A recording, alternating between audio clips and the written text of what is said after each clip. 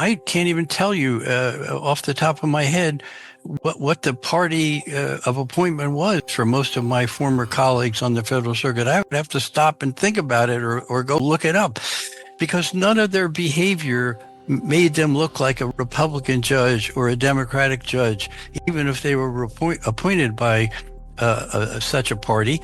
So the public needs to understand that judges are not political actors. They're actually the opposite of political actors. They're non-political, non-partisan law interpreters.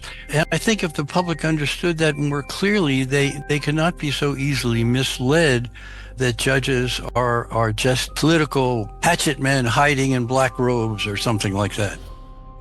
There seems to be a rather significant difference of opinion with you on that, because the judges in the Supreme Court are typically predictably assigned by their conservative or liberal nature and voting accordingly. I mean, we've gotten a significant number of cases that have been overturned to the point, frankly, where I have been unable to advise my client about the current state of the law.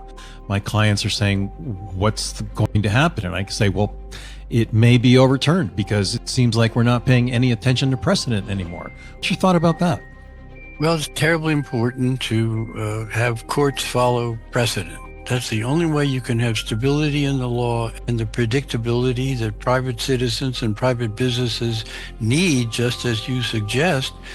Now, the Supreme Court, in terms of political orientation, I think is quite different, frankly, from what the Constitution inelegantly calls the lower courts, that is, the courts of appeals and the district courts.